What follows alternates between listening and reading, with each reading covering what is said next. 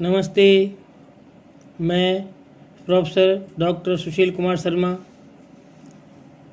Jyoti Vidyapeeth women's university Jaipur, faculty of Ayurveda science, BA MS second year, रसशास्त्र एवं भेषज कल्पना विषय। इस विषय में मैंने पूर्व में महारस और उपरस का अध्ययन कराया। महारस भी 8 ही होते हैं, उपरस भी 8 ही हैं और साधारण रस भी 8 ही माने गए हैं। अब इस चैप्टर में मैं साधारण रस के बारे में आपको अध्ययन करा रहा हूँ। साधारण रस को भी 8 ही माना गया है। रसादी के वर्गीकरण के लिए निम्न औचार्यों के मत से प्रचलित एवं अन्य परंपरानुसार इस वर्ग में 8 द्रव्यों के संग्रहित किया गया है, जो निम्नानुसार है। कंपिलकस चापरो गौरी पाषाणु नवसादर है। श्लोक बोल रहा हूँ मैं, आपको श्लोक याद करना चाहिए। मैं मेरे नोट्स में आपको श्लोक लिखूँगा। कंपिलस चापरो गौरी पाषाणु नवसादर है। कपर्दो बन्नी जारश्च गिरी सिंदूर हिंगलो मृदार संग मित्रष्टो साधारण रसा स्मृता। साधारण स्मृता यथा, इसका अर्थ है कंपिलक, गौरी पाषाण, नवसादर, कपर्द, अग्निजार, गिरी सिंदूर, हिंगुल और मृदार श्रृंग। इस प्रकार से ये 8 प्रकार के साधारण रसों का वर्णन इसमें किया गया है। इस आधार पर साधारण रस का वर्णन है। अब मैं आपको इसमें एक एक का आपको अलग से वर्णन करने जा रहा हूँ। सबसे पहले है कंपिलक। कंपिलक को कमिला कहते हैं हिंदी में, इंग्लिश में मेलाइटस फिलिपाइनेसिस इसे कहते हैं। लैटिन नाम है इसका, लैटिन नाम इसका मेलोटस फिलिपाइनोसिस कहते हैं। कंपिलक है। साधारण वर्ग में, रस वर्ग में आता है। नाम संस्कृत में कंपिलक, हिंदी में कबीला, इंग्लिश में इसे कमीला कहते हैं। कमीला, KAMILA, कमीला। इस प्रकार से इसका वर्णन शास्त्रों में मिलता है। पर्याय में कंपिलक, रक्तचूर्णक, रेचन, कर्कश, रोचन, रक्तांग, चंद्र आदि ये इसके पर्याय हैं। इन पर्यायों के नाम से इसे जाना जाता है। इतिहास के संबंध में चरक में चिकित्सा में इसका प्रयोग सर्वप्रथम चरक संहिता में अनेक स्थानों पर आया है। चरक संहिता काल से ही इसका प्रयोग है। बाद में सुश्रुत और अष्टांग हृदय में भी आदि ग्रंथों में भी इसका उल्लेख मिलता है। रसशास्त्र में पारदीय प्रक्रियाओं में इसकी उपयोगिता का कारण साधारण रस के अंतर्गत सर्वप्रथम इसका उल्लेख किया गया है। रस, महारस, उपरस, इसको पारद की उपयोगिता के आधार पर ही इसका वर्गीकरण किया गया है। इसलिए जो पारद से ज़्यादा सन्निकष्ट है, ज़्यादा काम आते हैं, वो महारस में हैं। जो कम है वो उपरस में हैं। और जो और भी कम पारद की गति में काम करते हैं, बंधन में काम करते हैं या पारद के साथ मिलके काम करते हैं, वो उनमें साधारण रस, जो कम काम करते हैं वो साधारण रस में अंकित किया गया है। सर्वप्रथम ये साधारण रस का उल्लेख किया गया है। एक वानस्पतिक द्रव्य है, अत्योपयोगी द्रव्यों में इसका में से एक है, अत्यंत उपयोगी द्रव्य है। उत्पत्ति एवं प्राप्ति स्थान, ये वानस्पतिक फल रज है। फल का रज है, वानस्पतिक फल रज है, जो प्राचीन समय सौराष्ट्र देश में पाया जाता है। इस समय भारत में प्राय सर्वत्र पाया जाता है। विशेषकर हिमालय के दक्षिण पूर्व, क्षेत्रीय पूर्व, बंगाल, दक्षिण कर्नाटक, मालाबार तथा मद्रास विदेशों में बर्मा, सिंगापुर एवं मलाया आदि स्थानों पर ये पाया जाता है। इस प्रकार से कंपिलक की ये प्राप्ति स्थान आपको बताई है। इसका वानस्पतिक जो परिचय है वो इस प्रकार है। इसका वानस्पतिक परिचय में है, कंपिलक का सदा हरित 25 से 30 फीट ऊंचा वृक्ष होता है। ये वृक्ष है इसका 25 से 30 फीट ऊंचा। इसके पत्ते गूलर के पत्ते के जैसे होते हैं। पत्तियां 3 इंच से 4 इंच लंबी, गोल और ऊपर से चमकीली होती है। यह भाद्र और आश्विन वर्षा ऋतु के अंत में पुष्पित होता है तथा शीत ऋतु में फल लगता है। फूल छोटा तथा गुच्छों के रूप में निकलता है। फल छोटे बेर अथवा मटर के आकार के होता है जो बसंत के प्रारंभ में पक जाता है। फल के छिलकों के ऊपर लाल रंग का चमकीला महीन रजकण लगा होता है।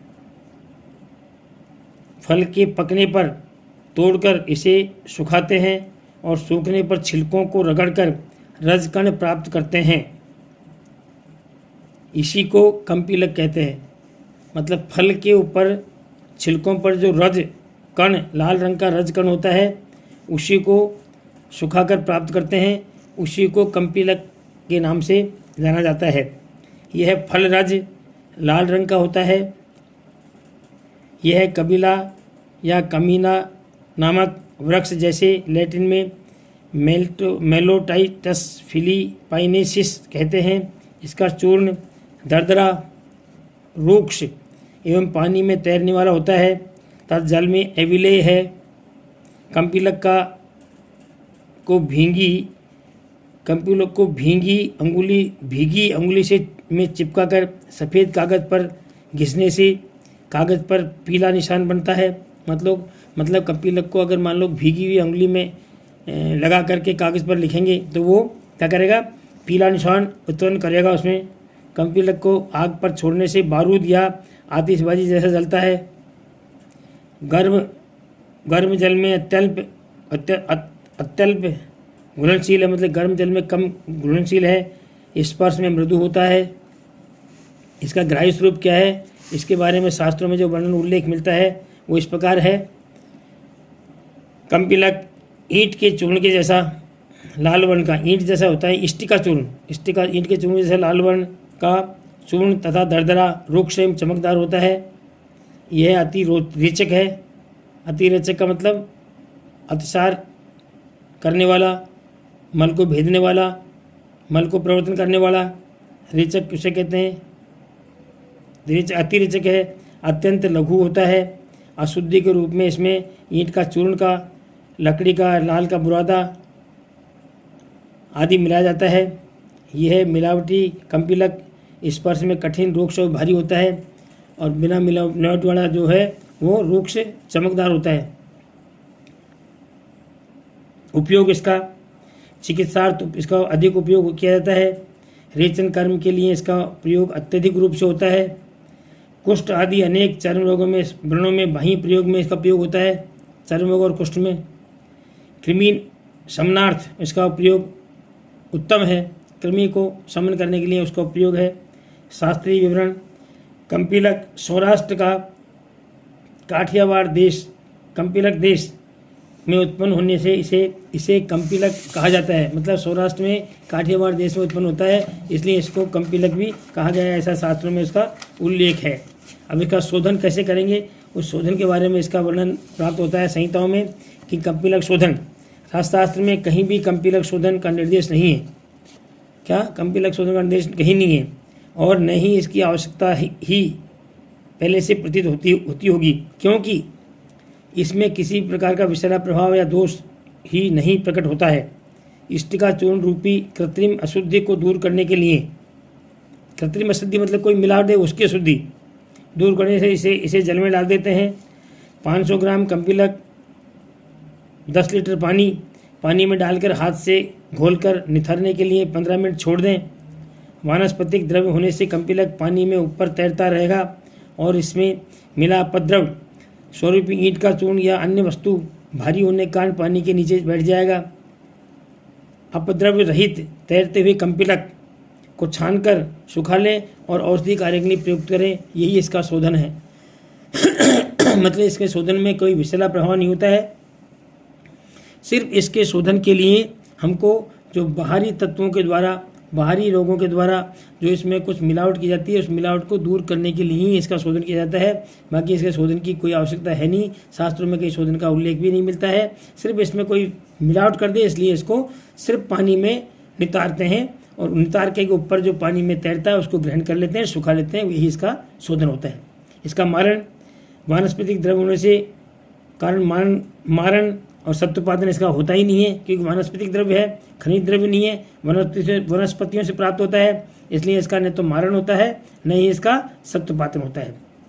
इसका रासायनिक संगठन कंपिलक के रोलेटिन नामक पीत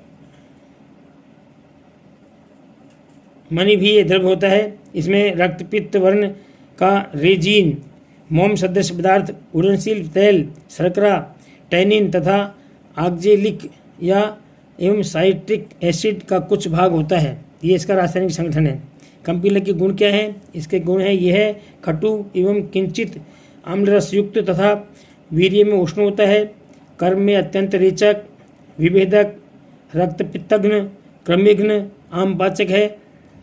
यह दूषित पित्त, व्रण, आद्यमान, विबंध, दूषित कफ, उदर रोग, कृमि रोग जन्य, गुल्म, अर्श, शोथ, आमदोष, ज्वर, शूलनाशक एवं विरेचन को शांत होने वाले समग्र विकारों को, विरेचन से शांत होने वाले समग्र विकारों को नष्ट करता है। कंपिलक उत्तम क्रमिघ्न, त्वक दोषनाशक और व्रण रोपक है। यह सभी प्रकार के उदरस्थ कृमि के लिए उत्तम औषधि है।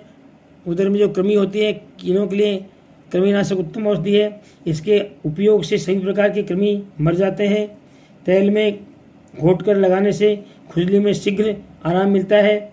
मात्रा 4 से 6 रत्ती, रेचनार्थ 3 से 6 मासा। कंपिलक मलहर, इसके योग जो है उसमें कंपिलक, मलहर, पटोलादि चूर्ण, कृमि घातिनी गुटिका और त्रिफलादि घृत आदि इसके द्रव्य हैं जो इसके योग हैं। इन योगों के द्वारा इसका वर्णन किया जाता है। अब इसका वर्णन आपको समापन किया जाता है। अब इसके आगे मैं आपको दूसरा जो साधारण रस है, जिसके बारे में गौरी पाषाण संख्या जिसे कहते हैं, उसके बारे में वर्णन करने जा रहा हूँ। संख्या गौरी पाषाण, इसमें ये दूसरा सामान्य साधारण रस है। पहला इसका वर्णन हो चुका। इसको वाइट आर्सेनिक भी कहते हैं, साधारण रस वर्ग में है। संस्कृत नाम शंख विष या गौरी पाषाण भी कहते हैं इसको। हिंदी में संख्या, अंग्रेजी में वाइट आर्सेनिक। रासायनिक नाम इसका आर्सेनिक ऑक्साइड है। सूत्र AS2O3 है। काठिन्य 3 से 4 है। विशिष्ट गुरुत्व 5.6 से 5.8 है। ये इसका वर्णन इस तरह मिलता है। पर्याय शंखविष, शंखमूष, गौरी पाषाण, दारूमूष, दारूमोच, मल्ल, मल्लक, फेनास्म, संबल, आकू पाषाण, विकट, सोमल, रसबंधकर, हत्य, चूर्णक, व्यक्तदेह आदि ये इसके पर्याय हैं। इतिहास इसका संख्या के विषय में भारतीय चिकित्सकों का ज्ञान अति प्राचीन है। सुश्रुत संहिता में जो आज प्राय 3000 वर्ष पूर्व से लिखी गई थी कि कल्पस्थान के अध्याय 1 में फेनास्म नामक स्थावर विष का वर्गीकरण मिलता है। रसशास्त्र में संख्या का पारद का बहुत बड़ा सहायक समझा जाता था। परिचय संख्या या रासायनिक दृष्टि से आर्सेनिक और ऑक्सीजन के ये 2 तत्व पाए जाते हैं। देखने में ये स्फटिक या कांच के समान पारदर्शक होता है। इसका रंग अत्यंत शुभ्र होता है। खनिज रूप में इसकी प्राप्ति बहुत कम होती है। ये नैसर्गिक एवं कृत्रिम दोनों रूपों में उपलब्ध होता है। अधिक मात्रा में इसे बनाने के लिए आर्सेनिक पाराइट नामक खनिज जारित किया जाता है, जिससे आर्सेनिक ऑक्सीकृत होकर आर्सेनियस ऑक्साइड रूप में वाष्पित होकर ठंडा होने पर जम जाता है और संख्या कहा जाता है। इस प्रकार से संख्या का निर्माण होता है। यह प्राय गंधक, लोहा और ताम्र आदि धातुओं के खनिज में मिला होता है, जिसे भट्टियों में गर्म करने पर यह ऑक्साइड AS2O3 बनकर धुएं के रूप में उड़कर भट्टी की चिमनियों में जम जाता है। इसे खुरचकर प्राप्त करते हैं तथा ऊर्ध्वपातित कर शुद्ध कर लेते हैं। यह गर्म करने के बिना द्रव में परिवर्तित हुए धुआं बनकर उड़ जाता है। इस प्रकार से इसका शास्त्र में वर्णन प्राप्त होता है। इसका आगे का वर्णन अगले अध्याय में करेंगे। नमस्कार।